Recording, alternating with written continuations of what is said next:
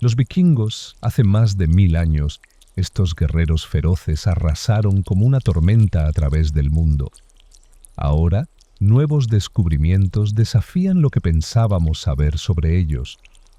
A menudo los consideramos como bárbaros. No eran bárbaros. Simplemente tenían una visión del mundo completamente diferente a la que tendríamos hoy en día. Un descubrimiento en una isla remota sugiere que los vikingos recurrían a poderes sobrenaturales en su búsqueda de riquezas.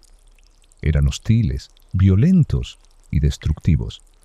Pero ahora, la evidencia sugiere que durante una crisis misteriosa se convirtieron en salvadores improbables.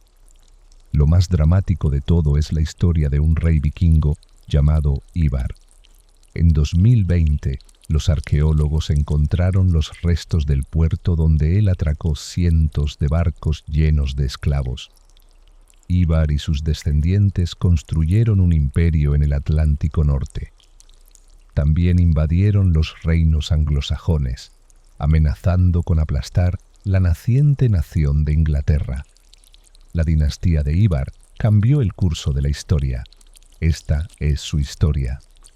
¿Quiénes eran los vikingos y por qué dejaron sus hogares para saquear e invadir tierras lejanas?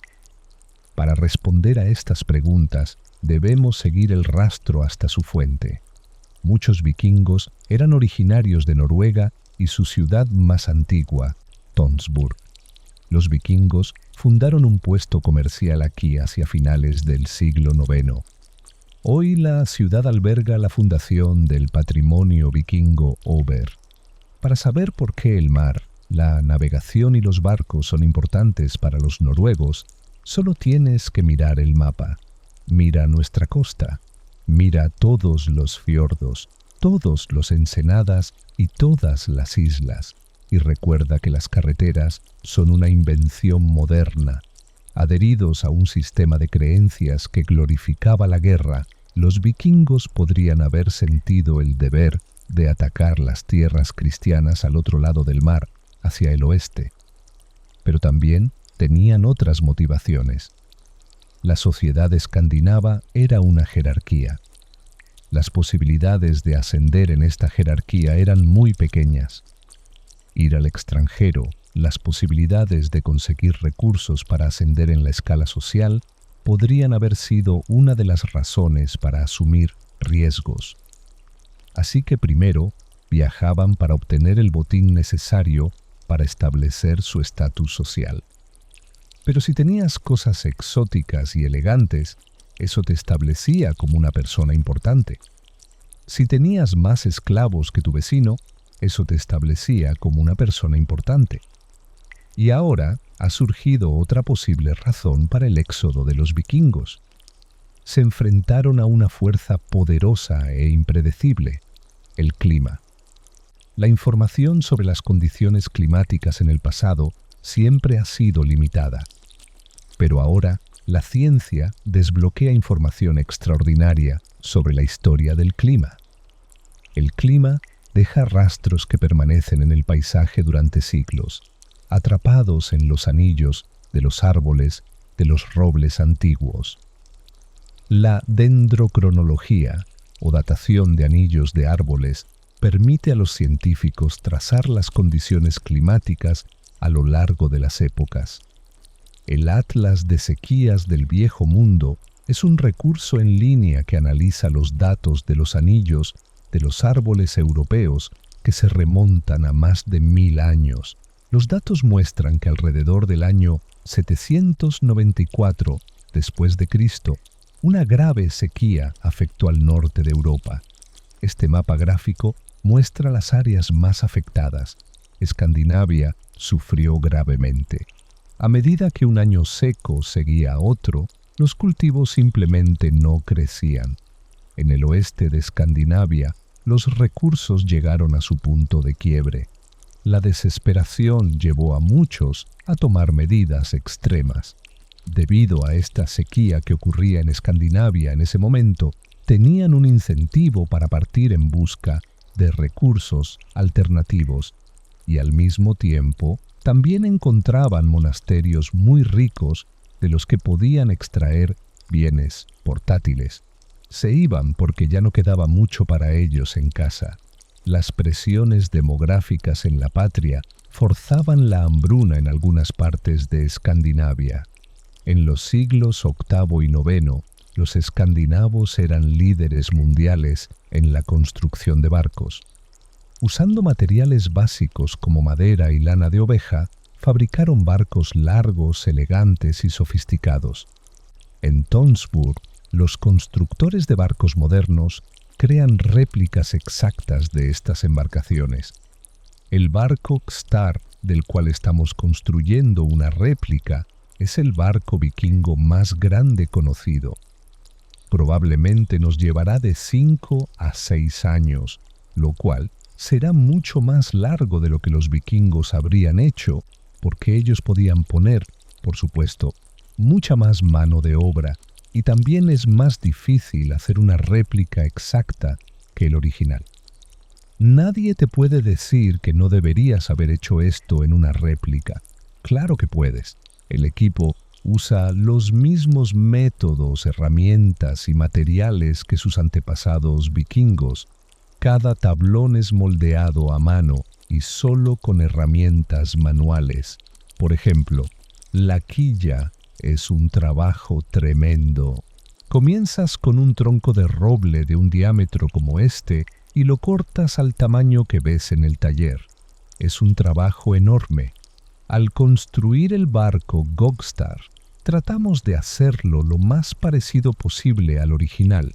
Eso incluye el uso de las mismas herramientas que los vikingos habrían usado y también el mismo tipo de madera para el barco.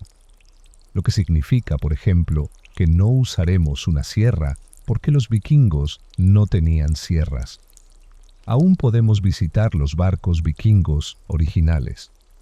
Los arqueólogos han desenterrado varios que los vikingos enterraron hace más de 1000 años. Algunos de los más famosos están preservados aquí en el Museo del Barco Vikingo, en Oslo.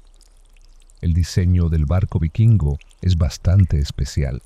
No navegaba muy profundo en el océano. Para navegarlo, se mantenía elevado en el agua, lo que lo hacía muy rápido. Gracias al quilla, también era posible acercarse mucho a la costa. Así que los barcos y la tecnología de los barcos eran muy importantes. Estos barcos también eran perfectos para las incursiones, en parte gracias a una innovación única, el timón lateral. Los vikingos podían levantar el timón lateral fuera del agua rápidamente, lo que les permitía maniobrar justo hasta la orilla, una verdadera ventaja al lanzar ataques sorpresivos. Durante décadas, las expediciones vikingas zarpaban desde Noruega, cruzando al oeste el Mar del Norte y hacia los ricos monasterios de Gran Bretaña e Irlanda. Entre ellos se encontraban dos líderes orgullosos y despiadados, Olaf el Blanco y el rey vikingo Evar. Ahora, un nuevo descubrimiento en Dublín, Irlanda, revela más sobre Olaf y Evar y la escala internacional de su poder y ambición. Ocultos en el centro de Dublín, los jardines del castillo son un oasis en la bulliciosa capital. En este sitio solía haber un gran estanque o lago que era un masivo puerto vikingo, lleno de barcos de guerra y barcos de esclavos. Los locales lo llamaban el Black Pool o Dublín, y esto le da su nombre a la ciudad. Ahora, los arqueólogos descubren emocionantes rastros del nacimiento de una ciudad. En 2020, los arqueólogos excavaron un gran sitio justo al lado de los jardines del castillo. El equipo excavó a través de los siglos, descubriendo materiales de más de 1000 años de historia, y pronto hicieron un descubrimiento importante. Los arqueólogos creen que han desenterrado parte del puerto vikingo original de Dublín. El hallazgo de madera de barco vikingo y clavos de barco muestra que están en el camino correcto. Aquí tenemos un trozo de madera de barco que encontramos en el sitio. Es la mitad de una costilla de un barco vikingo. La evidencia sugiere que el puerto vikingo de Dublín era enorme, lo suficientemente grande como para albergar 200 barcos. Pero, ¿quién lo construyó? ¿Podrían haber sido los reyes vikingos que gobernaron Dublín alrededor del año 850 después de Cristo? Estos personajes, Olaf y Eva, irrumpieron en la escena histórica irlandesa a principios de los años 850. Son dos líderes que trabajaron juntos. En algunas fuentes se les identifica como hermanos y estuvieron políticamente activos durante más de 2 décadas en Irlanda. Los nuevos descubrimientos en Ship Street muestran lo extensa que era el asentamiento de Dublín bajo el gobierno de Ivar. Este fue un importante centro internacional donde se reunían esclavos y otras mercancías para ser enviadas. Fue la culminación de un proceso que comenzó unos 60 años antes, a finales del siglo IX, cuando los vikingos comenzaron a saquear monasterios en el noroeste de Europa. En ese momento, los nórdicos en Escandinavia no eran cristianos practicantes, seguían su propia religión. Por lo tanto, no tenían los mismos obstáculos morales para saquear monasterios ricos en plata y oro. Estos monasterios e iglesias estaban mayormente desprotegidos, lo que significaba que los nórdicos podían llegar y saquearlos sin mucha oposición. Eran blancos fáciles. El asentamiento de la iglesia es un blanco fácil. Los vikingos no están aquí para perder sus vidas. Los vikingos están aquí para obtener el botín que necesitan llevar de vuelta de la manera más fácil y con el menor costo posible para ellos. Eran hombres de negocios. Así que llegaban 2 o 3 barcos después de explorar la zona, sabían dónde atacar. En el 793 después de Cristo, los vikingos atacaron el monasterio en la isla de Lindisfarne, en la costa noreste de Inglaterra. Los invasores mataron a los que se resistieron y hicieron prisioneros a los demás. También se llevaron los preciosos tesoros de la iglesia. Pronto, otros seguirían su ejemplo. Inicialmente, los vikingos no tenían la intención de llegar a Irlanda. Gradualmente, se desplazaron hacia el Atlántico y solo viajaban durante el verano. Al principio, se dedicaban a lo que se llamaba la caza vikinga, en busca de presas. No buscaban conquistar nada. Solo eran saqueadores. Llegaron a las islas escocesas, luego tocando la costa del norte y oeste de Escocia, y luego el norte de Irlanda, la isla de Rathlin, hasta el mar de Irlanda. A finales del siglo VIII, Irlanda llevaba más de 300 años siendo un país cristiano y albergaba muchos asentamientos eclesiásticos. Estos monasterios producían objetos de arte y hermosos manuscritos iluminados, pero Irlanda no era solo una tierra de santos y eruditos. Estaba fragmentada en docenas de pequeños reinos gobernados por reyes y pequeños reyes. Estos gobernantes luchaban regularmente entre sí y a menudo tomaban prisioneros durante estos conflictos. Para los irlandeses, la violencia y la esclavitud eran hechos cotidianos de la vida. La principal diferencia entre el paisaje de Irlanda hoy y en la edad vikinga es en términos de la cobertura forestal. La isla estaba densamente forestada en grandes áreas durante la edad vikinga. El paisaje habría sido menos accesible que ahora, ya que habría habido estos senderos, bosques y tierras pantanosas que negociar. Para los vikingos, el mar no era una barrera, era una vía de acceso. Muchos monasterios estaban ubicados a lo largo de la costa, en islas y promontorios. Rathlin, situada justo frente a la costa de Antrim, es una de las islas más al norte de Irlanda.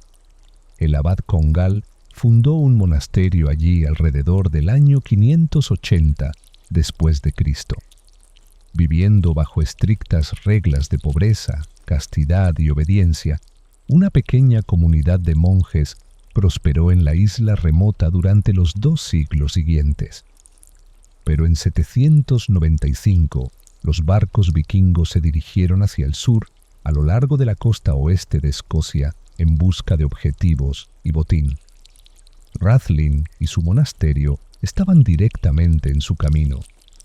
Realizaron un saqueo rápido, entrando y saliendo con el mayor botín y la mayor cantidad de esclavos que pudieran llevarse en un solo viaje. Los atacantes saquearon el santuario sagrado. Aquellos que resistieron fueron hechos prisioneros o asesinados.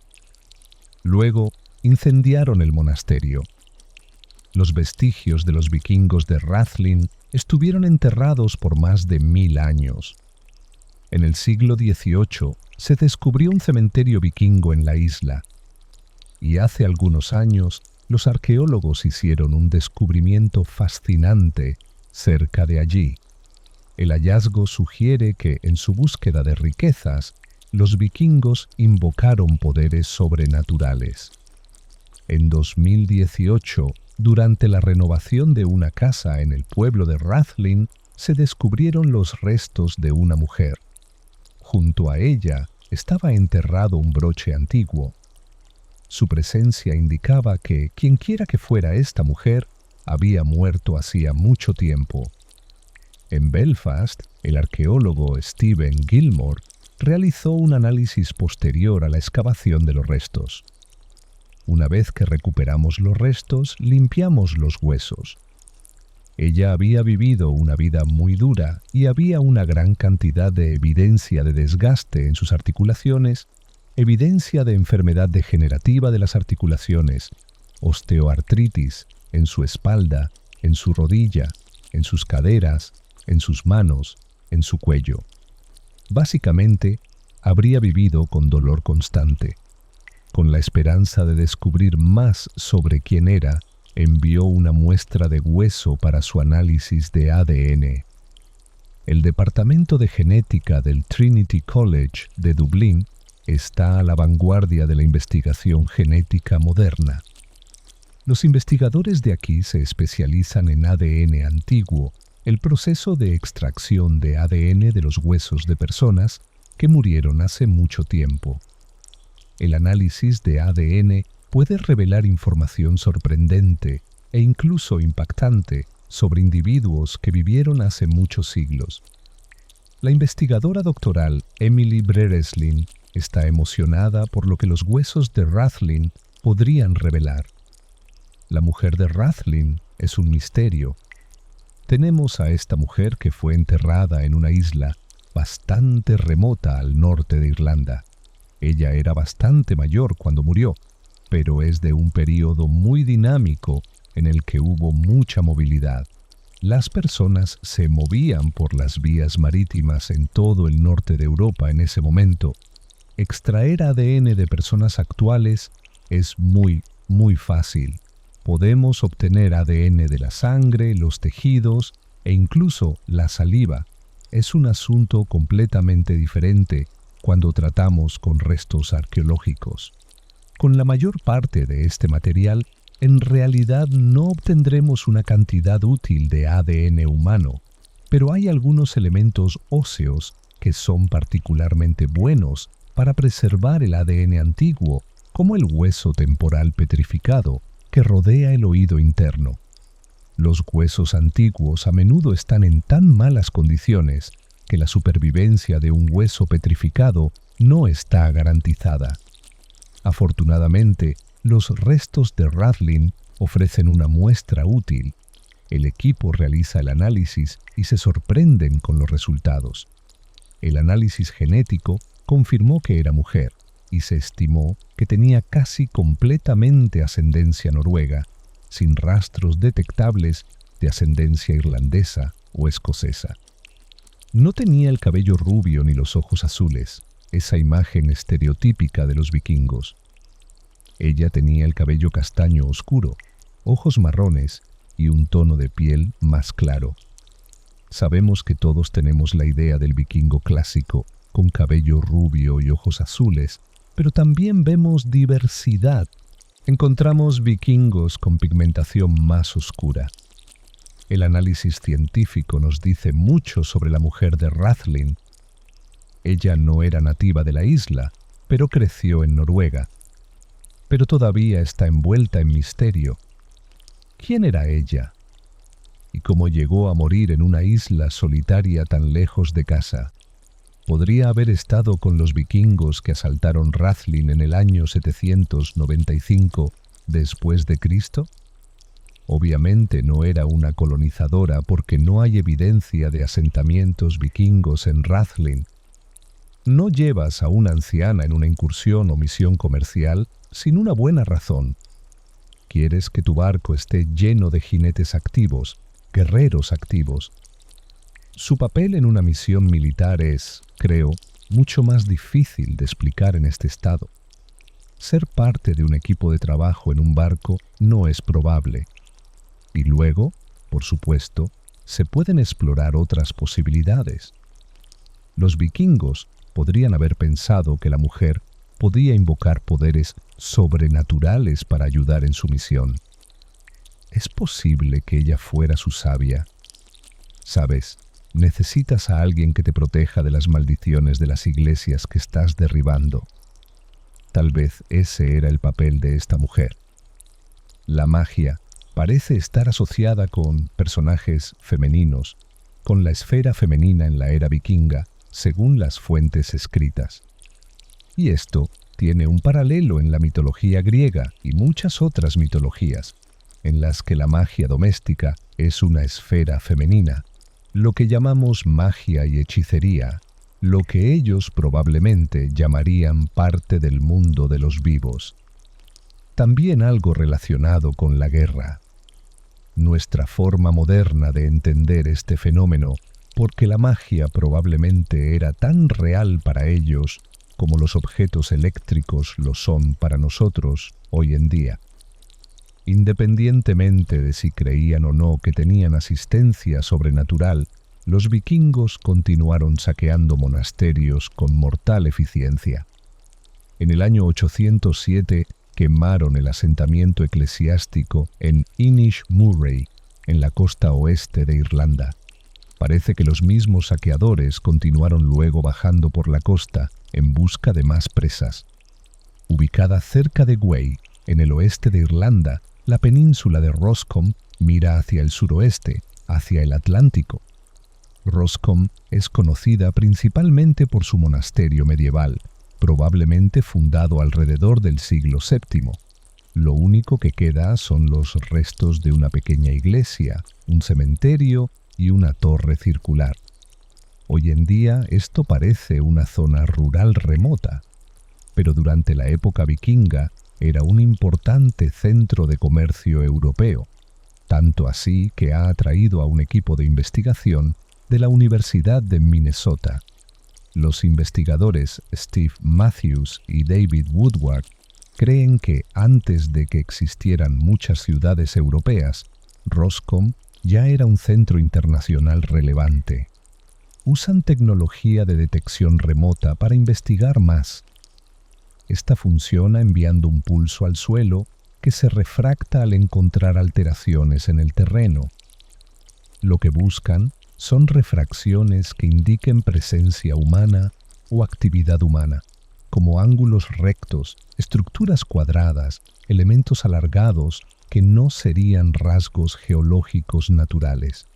Los datos sugieren que este campo abierto alguna vez estuvo lleno de edificaciones, probablemente áreas de talleres. Sabemos que se trabajaba mucho el hierro allí. Buscan estructuras de trabajo en hierro y forjas. También se molía grano y se trabajaba el cuero. De hecho, los monasterios funcionaban como centros artesanales para la región. Roscommon habría sido un centro de industria y comercio donde circulaban todo tipo de bienes y un objetivo tentador para los saqueadores vikingos. Es difícil saber cuánto sabían los vikingos sobre Roscommon antes de llegar. Tal vez fue un objetivo de oportunidad, pero el sitio claramente estaba conectado con rutas comerciales mucho más amplias en el Atlántico.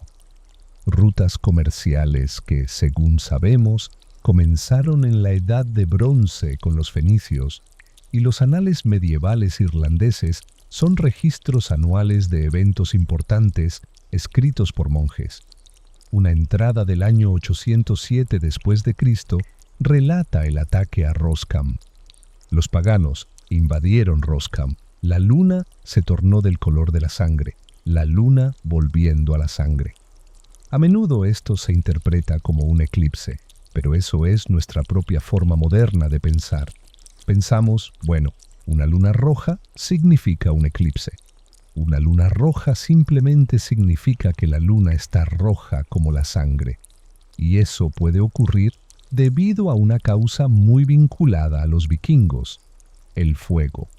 Cuando se queman cosas, especialmente a gran escala, la luna se vuelve de un rojo brillante como si estuviera bañada en sangre. Me gustaría repensar nuestra comprensión sobre los monjes. Los monjes de esa época no eran cobardes. Eran muy valientes. La sangre es el símbolo de los mártires. Y eso se remonta a los primeros tiempos de la Iglesia. Tertuliano, el padre de la Iglesia, dijo: «La sangre de los mártires es la semilla de la Iglesia». Los vikingos ganaban batallas con armas crueles y una actitud feroz. Los monjes creían que siempre ganarían la guerra resistiendo más tiempo. Aún así, las incursiones vikingas tuvieron un impacto devastador, tanto físico como psicológico. La gente vivía con miedo ante la amenaza que acechaba en el mar. Dondequiera que los vikingos atacaran, la única huella que dejaban era la sangre arrastrada por la marea. Las rápidas incursiones continuaron durante décadas. Los vikingos se llevaban su botín y regresaban a casa. Pero a partir de 840 comenzaron a establecer asentamientos más permanentes. Para los vikingos, el mar lo era todo. Era su autopista, un medio para viajar, saquear y comerciar. Por eso, cuando decidieron establecer bases permanentes, tenía sentido usar sitios en la costa y en los ríos. Estos asentamientos crecieron hasta convertirse en pueblos. Algo que ha sido realmente revolucionario en la arqueología en los últimos 20 años es el entendimiento de lo grandes que eran algunos de estos primeros campamentos vikingos. Excavaciones en sitios como Woodstown, Dublín, Repton y Torksey han mostrado que estos eran asentamientos muy grandes, así que eran casi como pueblos y tenían muchas industrias afiliadas, personas reparando cosas, haciendo textiles, trabajando el metal y comerciando. Dublín era muy importante y muy atractivo como propuesta para establecer una base, ya que se encontraba sobre un río que se internaba profundamente en Inglaterra, pero también estaba ubicado entre dos reinos irlandeses, Bea y Lyn Elster, por lo que era una zona fronteriza donde existía cierta fricción natural, fricción militar, y ellos supieron aprovechar eso. Eran oportunistas excepcionales. Dublín se convirtió en una de las ciudades vikingas más importantes de Europa. Cuando los vikingos llegaron allí, muchos irlandeses nativos ya vivían en la zona, así que usaron la fuerza de las armas para establecerse. Pero aún así necesitaban a la población local. Los vikingos se sintieron atraídos por Dublín no solo por el LFI, sino porque necesitaban caminos, acceso a los campos y víveres. Tenían que interactuar con el interior y con los irlandeses. Debieron haber comerciado con ellos o no habrían sobrevivido. Así que la población de Dublín no fue masacrada ni desplazada de ninguna manera. Fue literalmente conquistada. Los vikingos que se asentaron en Dublín pudieron haber logrado someter a los irlandeses locales, pero pronto enfrentaron una amenaza crítica a su poder. Alrededor del año 850, un nuevo contingente de escandinavos se dirigió a Irlanda. Los irlandeses los llamaron los extranjeros oscuros. Cuando este grupo apareció, entraron en conflicto con otras bandas de vikingos que ya estaban en Irlanda. Un grupo fue llamado los extranjeros oscuros y otro los extranjeros claros, usando los términos oscuro y claro en otros contextos del idioma irlandés. A veces pueden significar nuevo y viejo, la idea de que lo más antiguo es más claro, más eminente, y lo nuevo con connotaciones ligeramente negativas. Los nuevos o extranjeros oscuros estaban liderados por dos formidables reyes vikingos, Ivar y Olaf. También comerciaban con los reyes irlandeses, quienes a veces entregaban prisioneros a cambio de plata vikinga. Los reyes vikingos planeaban hacer de Dublín la capital del comercio de esclavos de Europa. Y para lograrlo, equiparon y mantuvieron grandes cantidades de guerreros. Los arqueólogos han desvelado la verdad sobre este ejército olvidado, enterrado bajo este tranquilo parque. En Island Bridge, en Dublín, los jardines del Monumento Nacional a la Guerra son un lugar tranquilo y conmovedor. El sitio conmemora a miles de hombres y mujeres que dieron sus vidas en la Primera Guerra Mundial. Pero este lugar también está conectado con otro ejército, uno de tiempos mucho más remotos. Durante el siglo XIX, las obras de construcción del ferrocarril cercanas desenterraron restos humanos de 1000 años antes. Island Bridge fue hogar de un gran cementerio vikingo. Los arqueólogos Maeve Sakura y Barra O'Donovan creen que es uno de los más importantes de toda Europa. La llanura está a nuestra izquierda, y luego tenemos la colina sobre la que se construyó la ciudad, corriendo a la derecha, y el ferrocarril pasaba entre estos. Así es. Y creo que esa es realmente la razón por la cual todos estos descubrimientos ocurrieron. Fue una gran cantidad de actividad industrial. Island Bridge es una concentración vikinga masiva de enterramientos vikingos y es la más grande al oeste de Noruega. Algunas de las tumbas pertenecen a mujeres, pero la mayoría a jóvenes varones, hombres guerreros enterrados con sus armas. Lo que es notable sobre Island Bridge y Clemenum es la cantidad de espadas que se encontraron, lo que indica una élite de guerreros que operaban en Dublín en ese momento. El trabajo en los jardines del monumento de guerra durante la década de 1930 reveló más restos. Se descubrieron otros 5 esqueletos vikingos, y uno de ellos es un esqueleto increíblemente bien conservado y nuevamente uno de los pocos esqueletos completos que sobreviven. Medía alrededor de 1,87 metros de altura, un individuo muy alto y fuerte, y fue descubierto nuevamente con sus armas. Toda la tumba fue trasladada y llevada al Museo Nacional para su excavación en el museo. El descubrimiento más reciente apareció fuera de esta pequeña casa de portero, al borde del parque. Durante la década de 2000, un contratista que estaba colocando cables aquí desenterró una espada y parte de una lanza. Investigaciones adicionales revelaron huesos humanos. Y lo realmente desafortunado de los descubrimientos del siglo XIX fue que los restos humanos no fueron curados. Así que esto fue, obviamente, muy emocionante pensar que aún podría quedar algo. Podría ser el último rastro restante de enterramientos vikingos in situ en esta parte de Dublín. La tecnología moderna permitió una investigación científica de los restos. Este individuo murió entre los 18 y 20 años de edad. Era un hombre joven. El análisis de isótopos realizado en un diente indica que este individuo no creció en Irlanda. Probablemente nació en un lugar como Escandinavia y se trasladó a Dublín en su vida adulta. Creemos que esta espada vikinga de Island Bridge data del siglo IX de Cristo. y lo sabemos porque la hemos comparado con otros ejemplos encontrados en Noruega. Es un arma escandinava y era el arma de un guerrero. Este joven tenía estatus. Puede que fuera hijo de un señor o rey vikingo. Como los otros guerreros cuyas tumbas se encuentran en lo profundo de Iceland Bridge, fue enterrado a finales del siglo IX, en la época en que Ivar y Olaf gobernaban Dublín. Invasión, ataque. Los reyes vikingos de Dublín equipaban y mantenían este poderoso ejército. ¿Pero por qué? Tan pragmáticos como despiadados, Ivar y Olaf sabían que conquistar Irlanda sería difícil. La variedad de grupos de poder hacía casi imposible que los vikingos ocuparan el país. Era más fácil conquistar en otros lugares.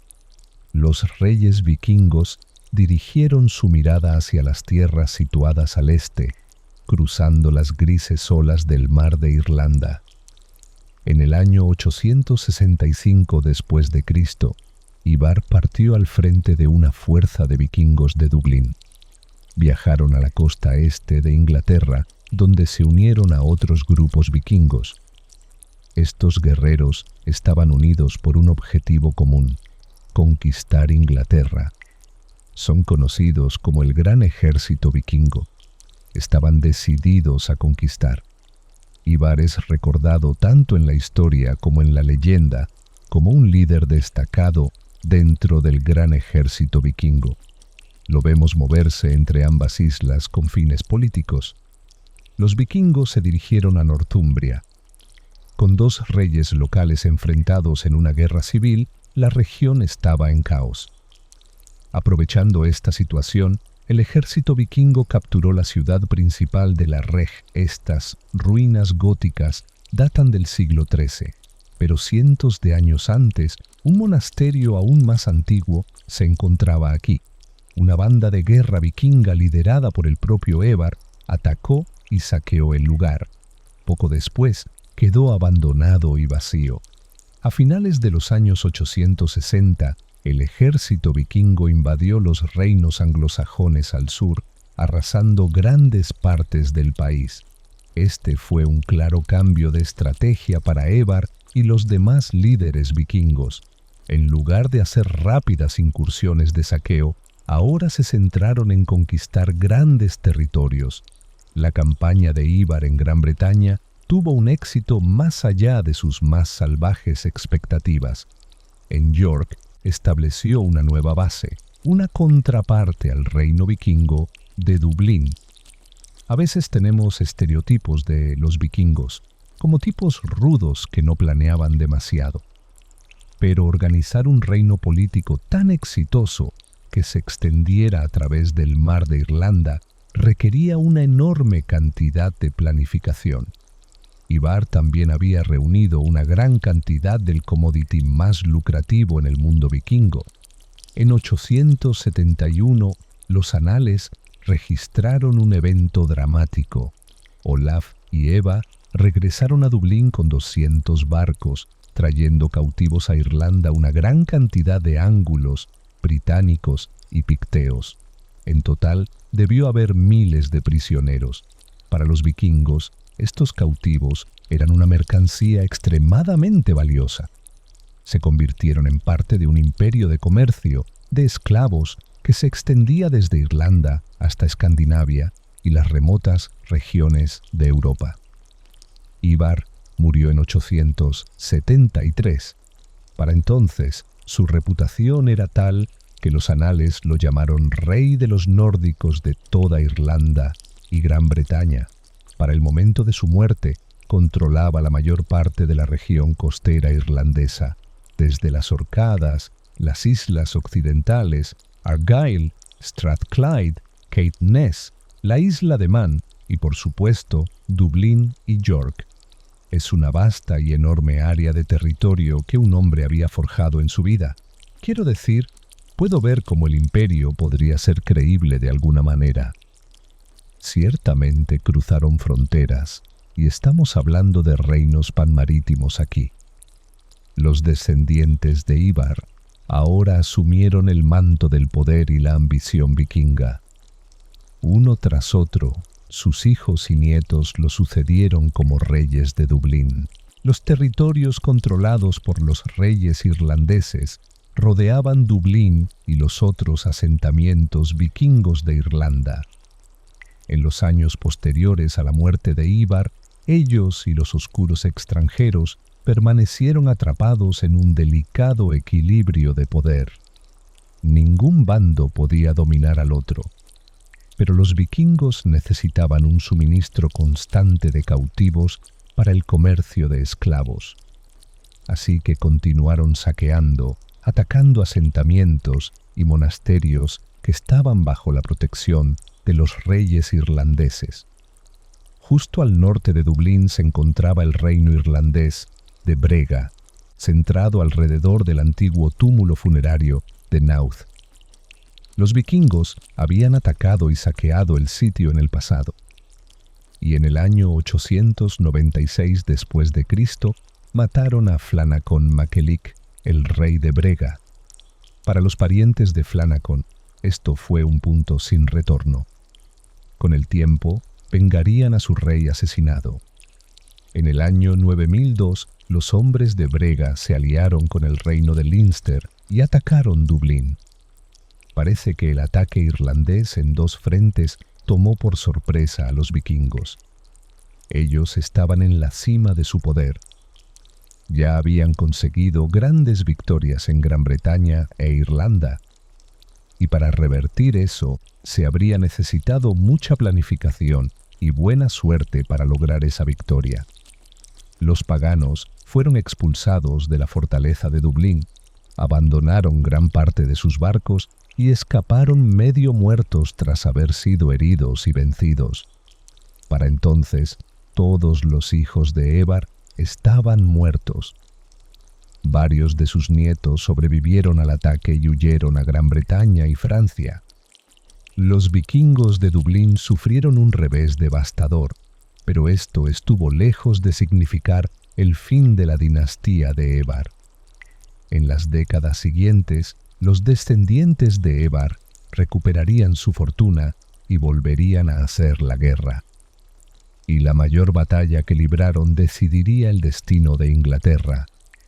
Toda la evidencia que tenemos sugiere que participaron miles de personas en esa batalla. Fue una enorme concentración de poder militar para los estándares de la época. El lugar donde se libró la batalla sería donde nació la nación de Inglaterra, los vikingos. Hace más de 1000 años, estos temibles guerreros invadieron Gran Bretaña, Irlanda y otras partes del mundo. Fueron maestros del comercio, la exploración y la colonización. Los vikingos aún nos intrigan y fascinan hoy en día, pero pocos conocen la historia de una de sus mayores dinastías. Fundada alrededor del año 850 después de Cristo por un poderoso rey llamado Evar. Evar y sus descendientes construyeron un imperio en el Atlántico Norte. Estos vikingos llevaron el caos a las tierras que invadieron, pero sus aportes al comercio, la sociedad y la cultura se convirtieron en pilares fundamentales. Las batallas que libraron decidieron el destino del noroeste a principios de la Edad Media. Irlanda sufrió una catástrofe devastadora. En este escenario, los vikingos pudieron haber ayudado a rescatar a toda una sociedad, y al hacerlo dejaron una huella que perdura hasta el día de hoy. Podemos ver un componente escandinavo en los genomas de los irlandeses modernos, y parece ser específicamente noruego. Pero en el año 902 después de Cristo, parecía que la presencia vikinga en Irlanda sería interrumpida. Para entonces, muchos vikingos ya se habían asentado en Irlanda, fundando puertos y comunidades en las zonas costeras. El grupo más poderoso era el de los descendientes del rey despiadado. Él fue el progenitor de un imperio vikingo. Y es por eso que los nietos de Ivar son tan temidos, porque Ivar mismo es considerado una figura monumental. Los nietos de Ivar controlaban los principales asentamientos vikingos, incluyendo el reino de Dublín. Los irlandeses los llamaban los extranjeros oscuros. En el 902 después de Cristo, los irlandeses respondieron a los invasores. Los reinos de Brega y Ulster atacaron Dublín y lograron una victoria aplastante. Existen crónicas muy vividas de la época que nos cuentan cómo los vikingos fueron expulsados, huyendo medio rotos y medio muertos a través del mar. Los irlandeses victoriosos tomaron el control de Dublín. Para la dinastía de Evar fue un golpe devastador. Sus logros y ambiciones quedaron hechos trizas. Los nietos de Ivar pasaron largos años en el exilio en Gran Bretaña y Francia. El más senior de ellos podría haber sido Cítri Cac, Cítri el Ojos Anchos. Al igual que su abuelo, Ivar, Cítri era un líder firme y decidido. Estaba determinado a regresar algún día a Irlanda. En 917, 15 años después de la derrota de los vikingos, los irlandeses presenciaron extraños presagios: nieve, frío extremo y hielo antinatural. Ese año, horribles augurios.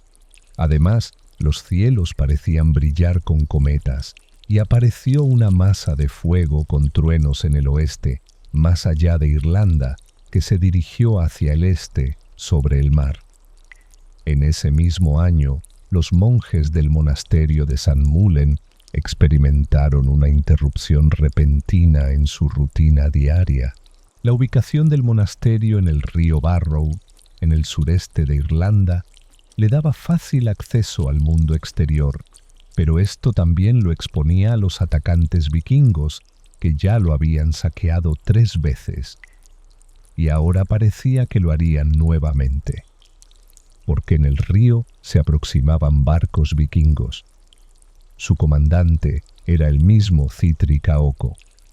Si realmente estuvieras de pie junto a las orillas del Barrow y presenciaras la escena de lo que habría sido una flota real ascendiendo por el Barrow, lanzándose y desembarcando, eso debía haber infundido terror en el corazón de cualquiera que lo viera, porque sabían que la venganza absoluta y el derramamiento de sangre se dirigían hacia ellos. 15 años antes, los hombres de Leinster habían expulsado a Cítri de Dublín. Ahora tenía la oportunidad de saldar cuentas. Guerreros irlandeses marchaban cerca, liderados por Agaer, el rey de Leinster.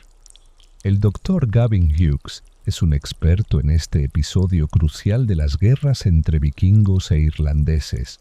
Algunas personas piensan que Ogia sabía que el ejército de Cítri estaba allí y fue deliberadamente a enfrentarlo, y los vikingos eran muy astutos en este sentido. Evitaban las batallas campales si podían. Creo que probablemente vieron la oportunidad con el ejército de Argus marchando cerca y pensaron: bien, podemos enfrentarlos. Hoy, este pequeño valle fluvial cerca de St. Mullins parece pacífico y pintoresco, pero hace 1100 años estaba empapado de caos y carnicería, porque fue aquí donde Cítri atacó a los hombres de Leinster. Entonces, habría sido una lucha sin cuartel. Vamos. Un querido, cuando la lucha terminó, muchos hombres yacían muertos. La mayoría eran irlandeses. Los vikingos obtuvieron la victoria. Habría cuerpos flotando en el agua, probablemente teñida de rojo. ¿Qué tiene de importante la batalla que ocurrió aquí? Los guerreros de Cítri se dirigieron directamente a Leinster. Avanzaron hasta Dublín. Con el ejército de Leinster aniquilado, Dublín estaba indefenso. 15 años después de haber sido expulsado del asentamiento, Cítri regresó en triunfo. Una vez más, los extranjeros oscuros controlaban Dublín y tenían planes ambiciosos. Sé, un plano único de cómo era una ciudad europea en el siglo X. Sabemos más sobre Dublín en el siglo X y principios del XI que sobre cualquier otra ciudad en el noroeste de Europa, incluso más que sobre Londres y París. Tenemos una visión más clara del diseño de las parcelas, el ancho de los caminos, cómo se utilizaban los terrenos, los tipos de edificaciones, dónde estaban ubicadas las construcciones, todo eso a lo largo de varias capas, más que en cualquier otra ciudad del noroeste europeo. Los vikingos también transformaron fundamentalmente la arquitectura en Irlanda. Antes de su llegada, la arquitectura irlandesa tenía una característica predominante, la redondez. Pero los vikingos introdujeron una forma completamente nueva de construir. Junto a Wood Quay y a lo largo del borde de Fishamble Street, Pat descubrió los restos de sus casas. Uno de los legados físicos más importantes de los vikingos en Dublín es la adopción de la forma rectangular como modelo habitual de vivienda. El 75% de todos los edificios en Dublín tenían forma rectangular. Ellos nos dieron nuestras ciudades, nuestras primeras ciudades europeas verdaderamente organizadas, con parcelas urbanas, diseños urbanos, un tipo de edificación consistente, heredado con el tiempo, una disposición constante de las propiedades, todo eso, ciudades defendidas. Gracias a las excavaciones en Wood Quay, sabemos más sobre cómo se construyó el Dublín vikingo que sobre cualquier otra ciudad vikinga fuera de Escandinavia. Pero una ciudad es más que su arquitectura. Los arqueólogos también descubrieron restos de talleres artesanales, joyería, armas, alimentos, así como restos humanos y animales. Estos hallazgos nos permiten ver al Dublín vikingo como un lugar vivo y vibrante, donde el saneamiento era rudimentario, donde los olores de suciedad y desechos se mezclaban con el del ganado y la comida, donde se comerciaba con carne humana junto a productos finamente elaborados, un lugar vibrante y salvaje, donde la justicia penal significaba hierro, sangre y muerte. Si pudieras imaginar llegar en helicóptero sobre el Dublín vikingo, ¿qué verías? Tu primera impresión serían los techos de paja con humosa. En esta etapa, lo que se empieza a ver es a personas que se dedican a la artesanía y a la industria utilizando materias primas importadas del Báltico y del comercio marítimo del Atlántico Norte, y las convierten en bienes comerciales que pueden ser vendidos desde el puerto de Dublín. Ciertas casas funcionaban como centros de trabajo del ámbar. Ahora bien, el ámbar claramente no es originario de Irlanda. Es traído desde el Báltico por el comercio marítimo. Fabricaban cuentas, amuletos y artefactos que luego se vendían en otros mercados. Al igual que en una ciudad moderna, los habitantes del Dublín vikingo prestaban atención a su apariencia personal. Eran muy sofisticados y eso lo sabemos por la ropa que usaban. Se han encontrado fragmentos de prendas de lana tejida, sedas provenientes del lejano oriente y zapatos de cuero bellamente fabricados. Mostraban su riqueza en sus joyas y en su vestimenta. Dublín vikingo latía con vida. Y sin embargo, a veces la muerte llegaba de forma repentina y dramática, porque la ciudad impartía una justicia severa. Caminabas en un entorno donde podía haber partes de cuerpos expuestas alrededor de la periferia del asentamiento. Oculto bajo tierra, donde antes se encontraban las murallas de la ciudad, los arqueólogos hallaron un conjunto de cráneos humanos. El bioarqueólogo Dr. Barra Donovan es experto en restos humanos y en lo que estos pueden revelar sobre sus dueños. En la unidad de conservación del Museo Nacional de Irlanda examina los cráneos. Tenemos los restos de 17 individuos. Son todos cráneos y, en algunos casos, cráneos con algunos huesos del cuello. En aproximadamente el 50% de los 17 tenemos evidencia directa de heridas de arma blanca. Barra cree que las cabezas estuvieron expuestas en postes de madera sobre las murallas. Entonces, en cuanto a estos 17 individuos cuyas cabezas terminaron siendo exhibidas en las murallas, la gran pregunta es, ¿quiénes eran? Es perfectamente posible que algunos fueran habitantes de la ciudad vikinga que se identificaban con la Po. Nunca sabremos con exactitud qué crímenes podrían haber motivado las ejecuciones. Lo que sí sabemos es que los vikingos valoraban mucho sus joyas y otros objetos valiosos. Por encima de todo, había un metal precioso que los fascinaba: la plata. Los vikingos comerciaban bienes por todas partes y, a cambio, la plata inundó Irlanda desde el mundo exterior. La plata era el principal indicador de riqueza en Dublín y en Irlanda durante la era vikinga, y encontramos diferentes tipos de tradiciones, arte y diseño de orfebrería irlandesa que influyeron en la plata vikinga. Se han encontrado tesoros de plata por toda Irlanda. Hay más de 100, algunos con monedas. Algunos de estos tesoros están relacionados con lugares inusuales y misteriosos. La cueva de Dunore es una gruta de piedra caliza formada hace más de 300 millones de años. Contiene algunas de las formaciones subterráneas más espectaculares de toda Irlanda. Desde la antigüedad, la cueva tenía fama de ser un lugar ominoso e inquietante. Es un espacio muy liminal. Es muy diferente al mundo que hay arriba. Al caminar por la boca de la cueva, es como cruzar un umbral hacia un inframundo. Y eso, naturalmente, despierta ciertos tipos de creencias y ciertas preocupaciones, por así decirlo.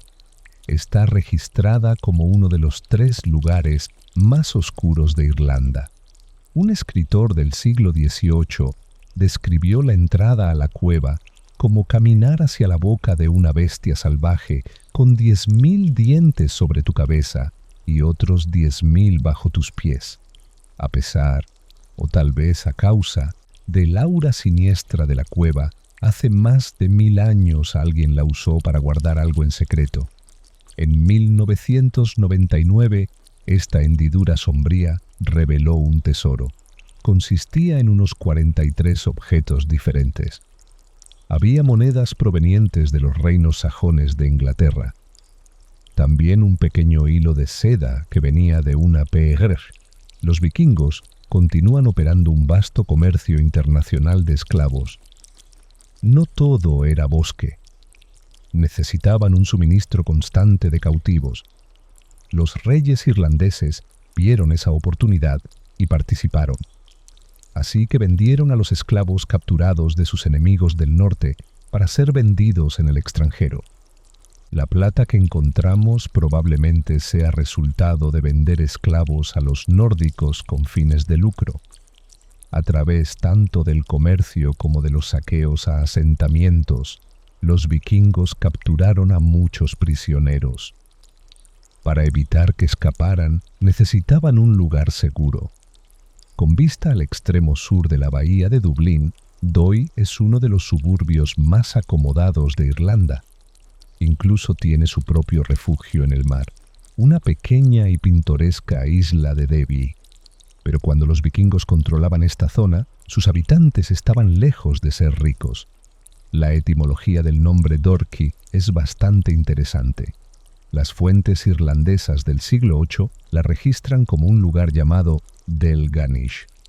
Del, en irlandés, significa espina, e Inish, isla.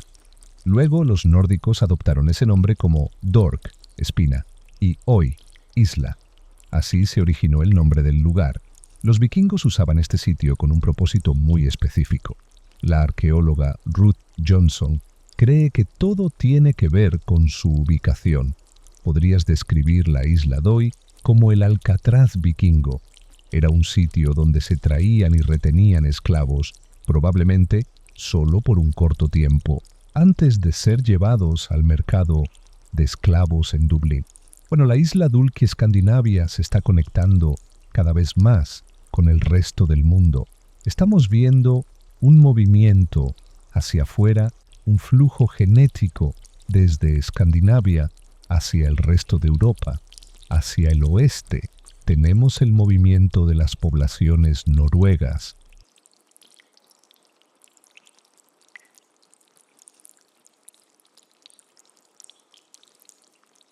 Observamos flujos hacia Orkney y Escocia.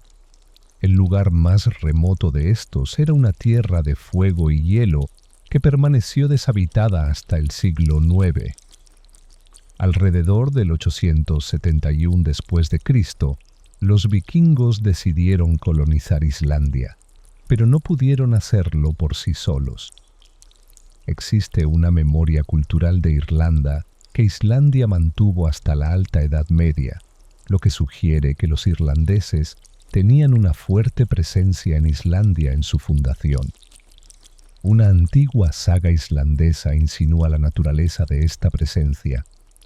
Escriba hace unos 800 años describe eventos que se dice que ocurrieron en el siglo X. Uno de los personajes de la saga es un comerciante vikingo llamado Höskuldur. Viaja desde Islandia a Escandinavia, donde conoce a un traficante de esclavos ruso. El ruso le muestra a Höskuldur algunas esclavas femeninas que tiene a la venta. Luego le revela a su cautiva más preciada, a quien valora 3 veces más que las otras. Höskuldur queda tan impresionado que la compra al instante y la lleva de regreso a Islandia.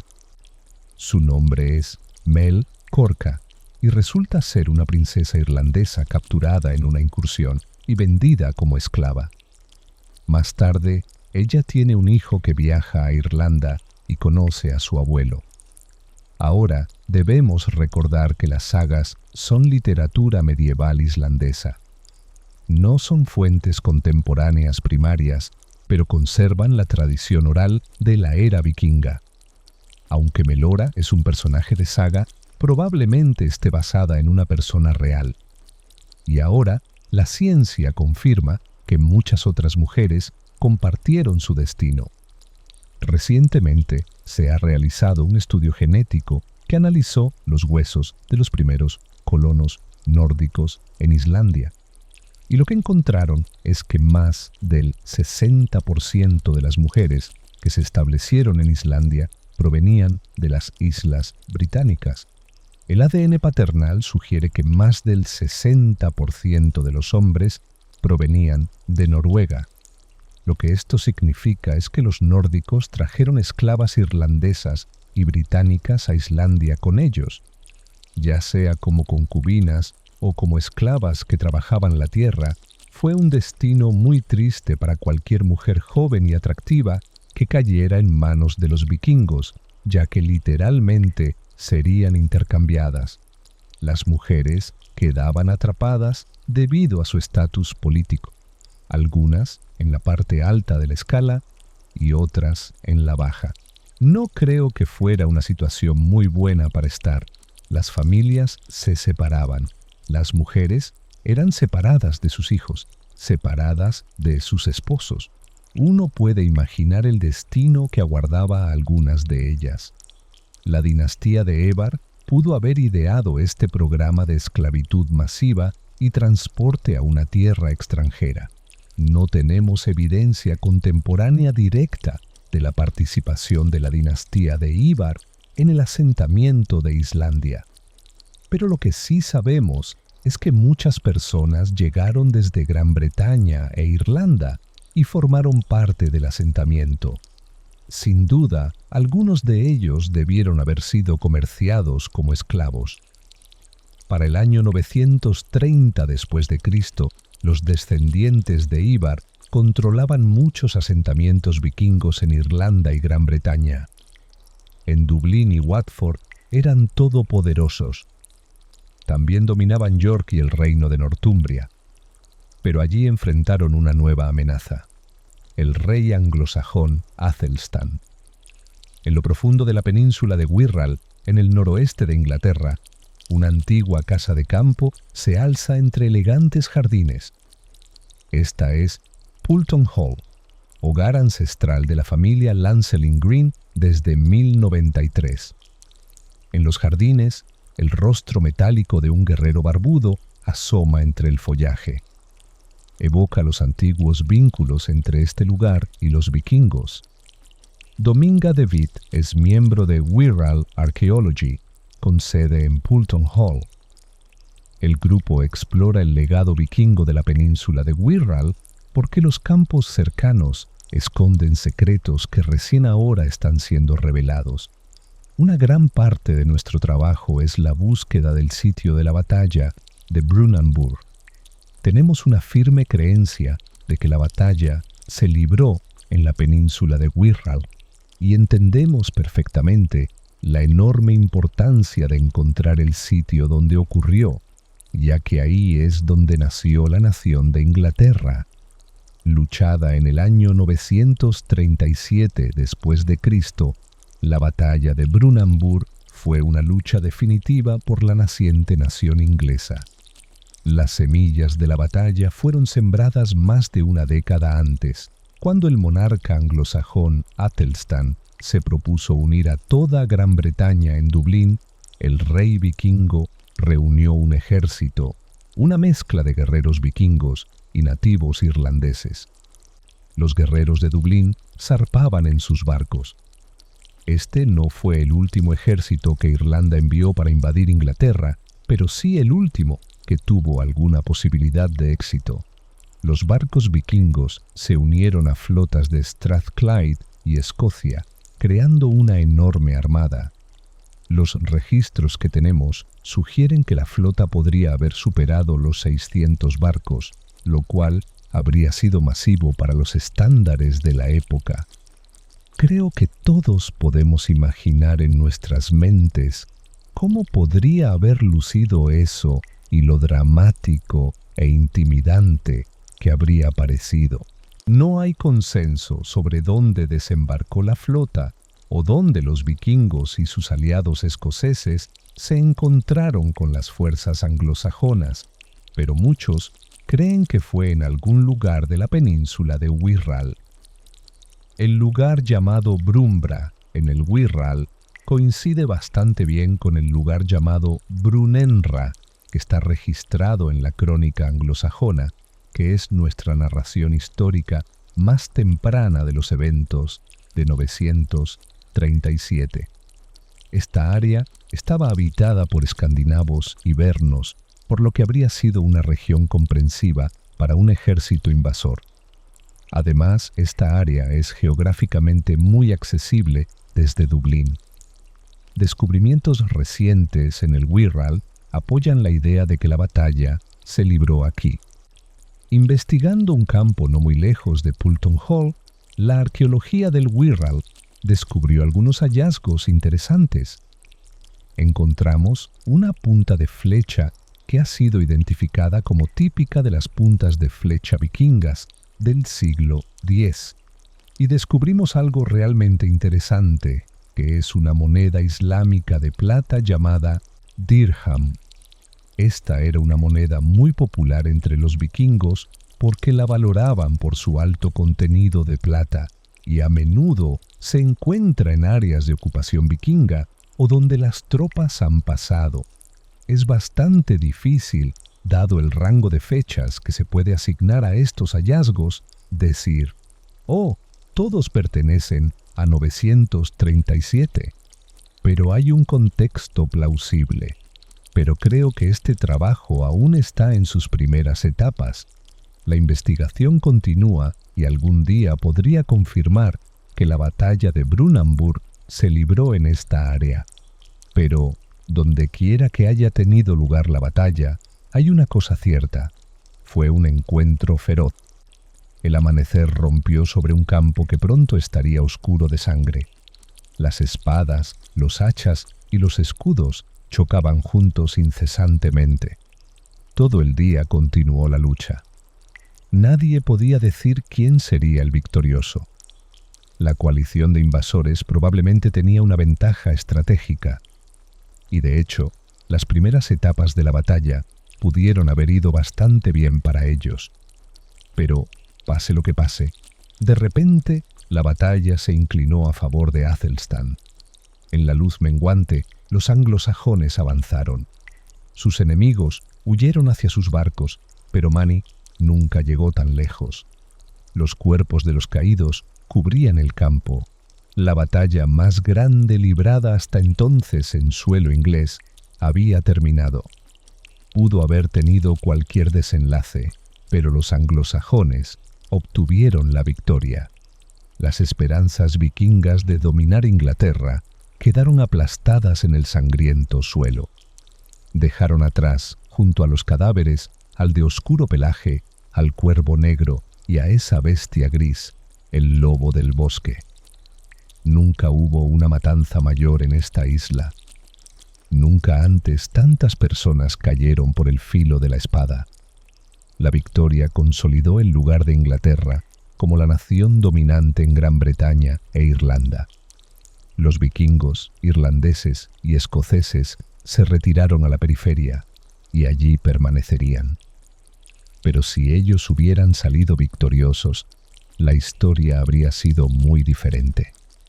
Si Olaf y sus aliados hubieran vencido, creo que eso habría reforzado el reino vikingo de Northumbria, y entonces podría haberse consolidado el poder de los vikingos de Dublín en el norte de Inglaterra, y teóricamente el reino de Inglaterra con sus fronteras actuales nunca habría existido. Nunca más la dinastía de Evar representaría una amenaza similar para los anglosajones. En el año 954 después de Cristo, se retiraron de la isla de Gran Bretaña. Gradualmente, casi todos los vikingos se convirtieron al cristianismo. Alrededor del año 1030, Sitri Barba de Seda fundó la catedral de Christ Church, con vista a la ciudad vikinga de Dublín. Sitri era descendiente de Evar, y Christ Church sigue siendo uno de los mayores legados de la dinastía. Fue el primer rey cristiano auténtico del mundo vikingo en Dublín. Su padre era cristiano, pero solo por conveniencia. En cambio, su hijo, Sitri Barba de Seai, un gran catalizador en términos del desarrollo de la red de pueblos, el comercio exterior y el fomento de desarrollos políticos que tendrían un impacto a largo plazo. Antes de la llegada de los vikingos, no existían pueblos ni ciudades en Irlanda. Hoy en día, muchos de sus asentamientos se han convertido en grandes áreas urbanas. Ellos establecieron los centros urbanos e iniciaron el comercio a una escala urbana, y ese es realmente el modelo que aún tenemos hoy. La interpretación de los vikingos ha cambiado, pasando de ser solo una banda de ladrones, violadores y cosas por el estilo, a una visión más matizada recientemente, viéndolos más como comerciantes y constructores de sociedad, además de saqueadores. Y puede que incluso hayan contribuido aún más. Investigaciones innovadoras sugieren que la Irlanda medieval temprana sufrió una crisis misteriosa, y los vikingos pudieron haber jugado un papel en su supervivencia. Rowan McLachlan y Emma Hanna son investigadores de la Universidad Queen's de Belfast. Al recopilar y analizar datos científicos de sitios arqueológicos, buscan las grandes tendencias que dieron forma a la historia. Los sitios arqueológicos son, a menudo, solo momentos individuales en el tiempo. Lo que podemos hacer es observarlos a largo plazo, obteniendo estadísticas de todos estos sitios y modelando estos datos para poder construir una imagen continua de cómo la sociedad evolucionó y cómo las cosas cambiaron de un siglo a otro. La mayoría de estos datos salieron a la luz durante la década de 2000, cuando Irlanda emprendió un importante programa de construcción de carreteras. La explosión en la construcción de autopistas fue una maravillosa oportunidad para mirar bajo la tierra y ver qué tipo de sitios arqueológicos existían allí. Antes de que se construyeran las autopistas, las rutas planificadas tenían que ser investigadas arqueológicamente y se realizaron excavaciones a gran escala en áreas del paisaje irlandés. Se descubrieron miles de sitios que datan de diferentes periodos, pero especialmente del período medieval temprano. Y el material de estos sitios nos permite construir una imagen de lo que sucedió en esos siglos. Usando un acelerador de radiocarbono de alta tecnología, los científicos analizan este material. El proceso se llama datación por radiocarbono. Todos los seres vivos contienen carbono y una pequeña fracción de este es naturalmente radiactiva. Así que, cuando un ser vivo muere, esta radiactividad comienza a descomponerse lentamente. Y lo que hace el acelerador de radiocarbono es medir el número de átomos radiactivos que quedan en una muestra arqueológica. Y con esa medición podemos determinar cuánto tiempo hace que ese organismo vivió. Este método se ha utilizado para fechar más de 10.000 muestras de radiocarbono de sitios en toda Irlanda. Lo que podemos hacer es reunir todos esos datos y analizarlos de manera que nos diga cómo cambiaron las cosas con el tiempo. Podemos construir modelos de densidad de los fluctuantes niveles de actividad y usar eso para determinar cuántas personas vivieron en el pasado. Los cálculos revelan algo inesperado. La población de la Irlanda medieval experimentó un declive repentino y dramático. Lo que vemos es este pico alrededor del año 700 y, sorprendentemente, cae.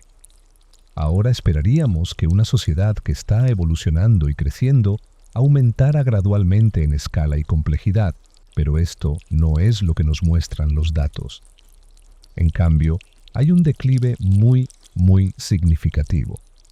Rowan luego realiza un desglose regional de los datos, y esto da una pista de cómo Irlanda sobrevivió a la catástrofe. Cuando dividimos nuestros datos, vemos patrones similares en el noreste, el noroeste y, de hecho, en el suroeste. Este patrón general de declive constante. En el sureste vemos algo diferente. El declive ocurre más tarde y no es tan grave como lo que vemos en otras partes. El sureste de Irlanda, incluyendo Dublín, Wicklow, Wexford y Watford, fue donde se asentó el mayor número de vikingos. La llegada de los vikingos podría haber salvado a una población en crisis. Los vikingos pudieron haber tenido un efecto estabilizador en el declive. La edad promedio de las personas está aumentando, por lo que las tasas de fertilidad seguirán disminuyendo. Cuando los vikingos llegaron a Irlanda, lo hicieron siendo quizás más jóvenes. Sin duda, eran mucho más dinámicos y lograron causar un gran impacto en la sociedad irlandesa de la época. Hermano, ¿cómo estás? Y crearon un efecto duradero en Irlanda y su reserva genética. También podemos ver los efectos a largo plazo de esto en los genomas de la población irlandesa actual. Vemos un componente relativamente grande de ascendencia noruega en los genomas de los irlandeses de hoy en día. Los límites superiores sitúan este componente en cerca del 20%. Los vikingos podrían haber salvado Irlanda, y los cambios que trajeron aún resuenan en la sociedad, no solo en Irlanda y Gran Bretaña, sino en toda Europa. Creo que los vikingos han hecho una gran contribución a la cultura europea, y se puede ver en el idioma, en el arte y en los nombres de los lugares. La forma en que las identidades vikingas y las narrativas fundacionales realmente se desarrollaron en el período romántico de finales del siglo XIX, cuando la gente buscaba los orígenes nacionales, hizo que los vikingos fueran parte de esas historias sobre los orígenes de las naciones de alguna manera. Todos somos vikingos.